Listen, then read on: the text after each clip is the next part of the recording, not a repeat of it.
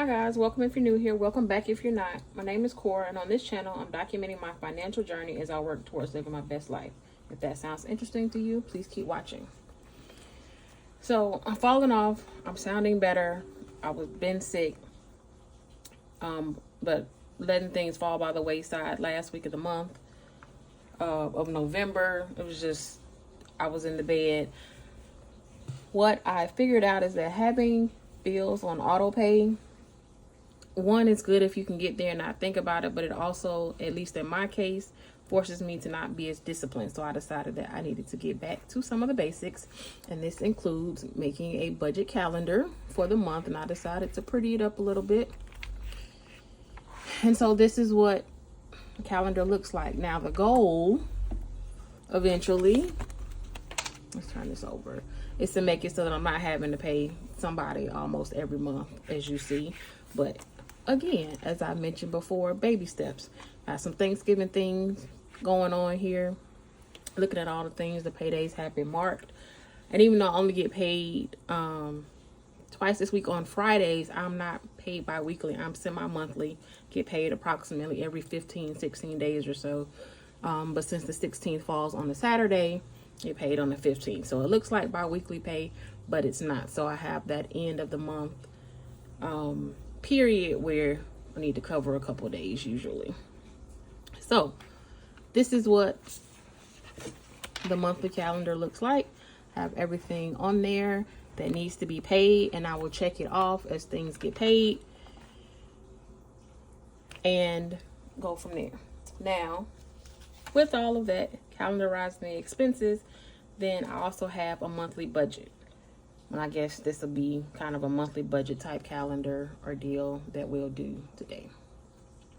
And so for the monthly budget, take all of those things that are on there, and I created this for my monthly budget using this sheet and things that have to be paid, and basically broken down based on the things I have to pay, where we are now, how life is, all of the things. So bills and obligations, just running through it real quick. Everything on here is pretty self-explanatory.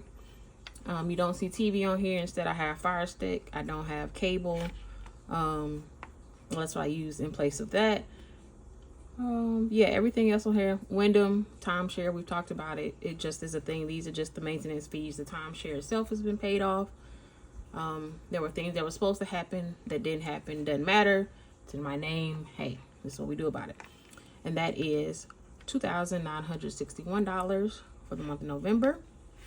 And then coming down to the debt section, again, for owing everybody. These are largely the minimums, though I will say that for my student loans, this is not what the minimum my student loans will be. My student loans are on a forbearance.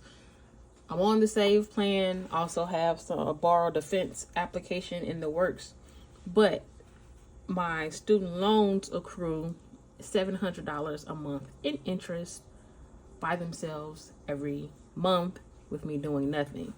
So while the courts figure out what they're going to do, how they're going to do all the things, this is the amount that I'm putting towards the student loans. Like I said, because of the other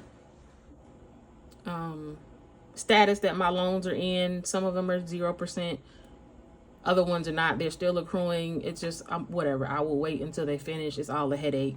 The Parent Plus loan, definitely making payments towards that, because regardless of the outcome, I know that that's not a thing to be forgiven and will be, even though that one, because it's lumped in with all of my other loans, is currently not accruing interest. They may come back and correct it. I don't know. But in the meantime, we'll just do what we're supposed to do, and I'll make the payments towards there. And it's good that the interest is not accruing. That total is $2,637, and between my bills and obligations and the debt, that total is $5,598. I can get together. $5,598 is what I was trying to say. So almost $5,600 a month for bills, obligations. That's basically the minimum of things that I have to pay. Now, in emergency situation or in case of job loss or something. Of course, the student loans will go into a different type of program, so that would be things lost. And then a lot of the credit cards, there may be something else can be done. I know my car note, because it's with the credit union, I would have some payments there. So this would not be the sum total of worst case scenario. However, this is where we are right now. The goal is every year for this to keep going down, but right now, $5,600 approximately. And then coming over to the spending. I've cut 2 subscriptions. I'll get more into that later. Adulting, just $26.